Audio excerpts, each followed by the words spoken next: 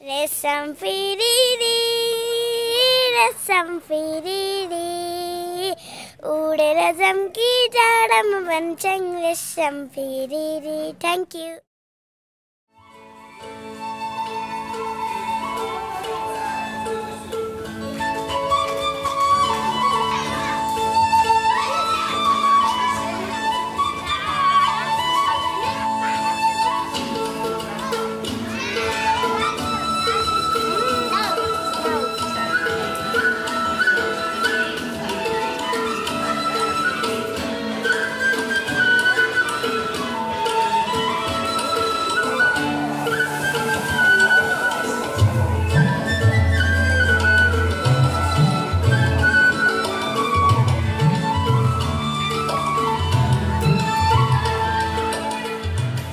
This is a place bursting with the energy and hope of young life. It is not so much a location as a state of mind, the Sunrise family. It's more like a holiday camp than an orphanage. All the kids have such diverse talents and different personalities that when they all come together, it's just such a fun place to live. Since its beginnings in 2005, Sunrise Orphanage has grown to become home to more than 70 school-aged children under the care of Emma Taylor and her team.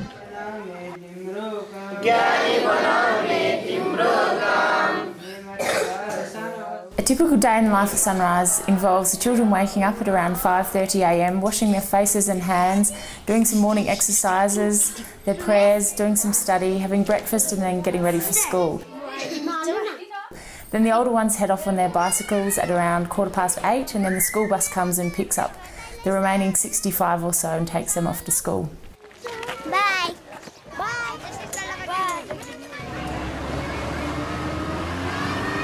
They arrive home from school at about 4 p.m. on the school bus, change out of their uniforms, do their homework. The older ones do their homework right up until dinner's served, and the smaller ones get an hour or so to play before dinner. The children play a major role in the running of their home, with the help of their live-in carers. Working on a roster system, they clean, wash dishes and take care of their own clothes.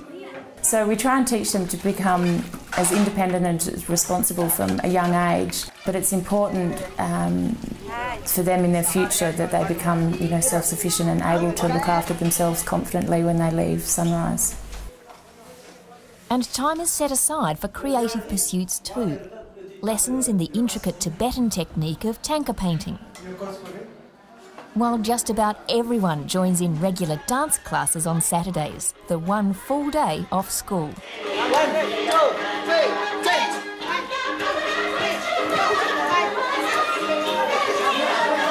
3, No one embodies the exuberance of Sunrise quite like twins Bipin and Binam and their big brother Bishal. Even after cataract surgery, it's hard to keep Binam out of the action. But their lively confidence, and that of all the Sunrise children, is all the more remarkable for the difficulty of their past. They arrived in 2007, their father already dead, their mother dying. The day that the 6-year-old twins Binam and Bipin were brought to Sunrise was heartbreaking. They couldn't understand after their father had left them. At that time they didn't know that he'd actually died. Then the mother was now leaving them and she was still there, so they wouldn't stop crying for about 3 hours. Bishal returned to his mother for her few remaining weeks. मेरो बुवा आमा बित्नु भएर कसैको सहयोग नपाएर आएको सनराइजमा आएको. Not all of the children here are orphans. Ganesh's tale of abandonment has left him hurt and confused. किनभने मेरो गाउँ परिवारको अवस्था त्यति राम्रो थिएन. मेरो बुवा रक्सी खाने हुनुहुन्थ्यो. उहाँले जहिले नि रक्सी खाँदै हामीलाई जहिले नि घरमा झगडा फैलाउनुहुन्थ्यो.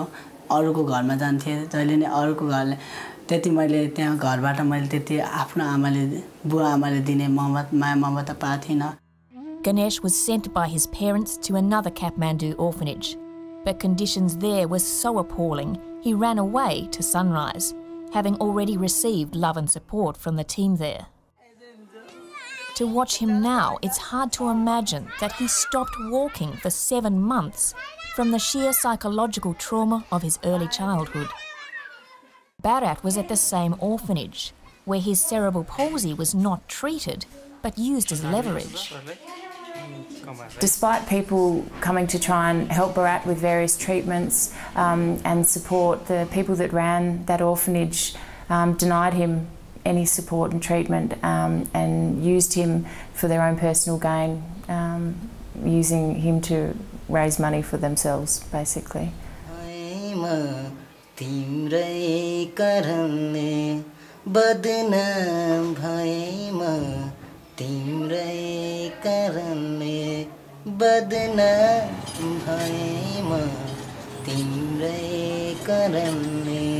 Abandoning or exploiting a child due to economic hardship may seem unthinkable. But the reality of life in Nepal makes it a real possibility. This is a country where unemployment and illiteracy rates nudge 50%, and infant mortality is the highest in South Asia. A quarter of the nation lives below the poverty line. In the toxic and garbage-strewn waters of Kathmandu's Kalamati River, families gather silt in the hope of selling it for building works. Some pick through the rubbish that lines the same banks in search of something of the smallest value. Others just abandon themselves to alcohol. This kind of poverty is not confined to the slums or the city. So to send a child away to an orphanage with the hope of food, shelter and an education may seem like the best thing to do. But Sunrise is committed to improving the lives of entire families, and here in Kalimati is supporting several projects to get children into the classroom without leaving their homes.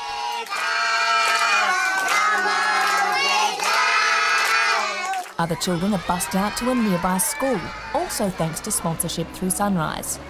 And adult education classes in sewing and other handcrafts have been established here and in the wider community to give women in particular income-earning skills. Positive outcomes are evident right throughout the Sunrise family. At Saraswati School, you'll find the Sunrise children excelling in their studies and filling almost every leadership role. Lakshmi is chair of the Talent Exploration Group. Lal is volunteer in charge. His sister Kim Maya is coordinator of the speech program. Mansingh is editor of the school paper. And Ganesh is also a student leader. He's one of those kids who, because of his own suffering, just reaches out to others and befriends anyone who's in need and anyone that's a little bit downtrodden and has the biggest heart of gold. There's no shortage of love at Sunrise.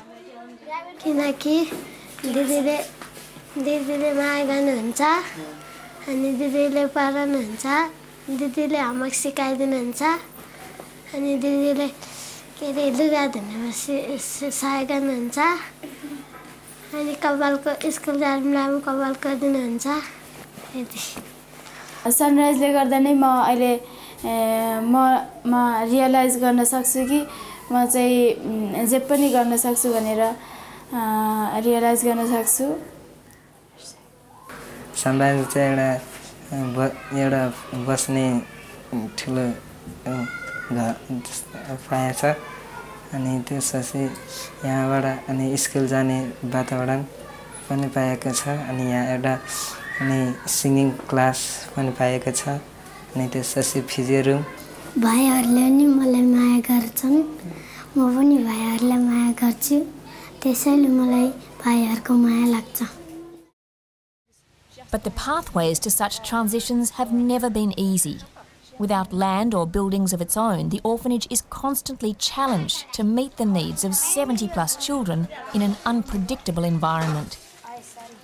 Water supply is unreliable, often unclean or severely limited by the season and poor infrastructure. Power cuts are a daily occurrence, in some instances lasting up to 20 hours.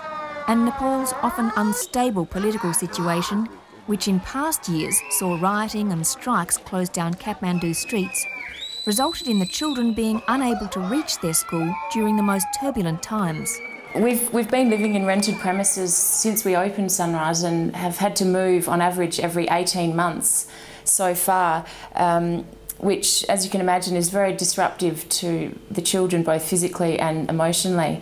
Tenants have no rights like they do in Australia, so we've got the landlords constantly hassling us, and we just don't have that sense of security and stability. But change is already underway. Thanks to the generosity of our supporters, Sunrise has secured just over 2.5 acres of land spread across 2 sites in the hills just north of Kathmandu, with plenty of room to build a healthy and productive future. Designs for the environmentally sustainable children's village are finalised, including not only the orphanage, but a community training and development centre on a 1.4-acre plot. Sunrise has also earmarked the 1.2-acre site for a community school just nearby, extending the benefits to the entire local area. And the legacy Sunrise builds won't just be in bricks and mortar. Already, the children have built in their own minds a way towards a better future for Nepal. जब मेरो school सिद्धिन्छ म गाउँमा फर्किन्छु र म जस्तै दुःख पाएको बालबालिकाहरूलाई म जस्तै गरेन मैले जस्तै यहाँमा ज्ञान गुण हासिल गरेको छु त्यो कुरा सबै उलाई मेरो गाउँको सबै माथि सूचना फैलाउँछु र यस्ता कुराको ज्ञान हासिल गरेर उनीहरूलाई म जस्तै गरेर यो देशको लागि केही गर्नलाई म मद्दत गर्छु।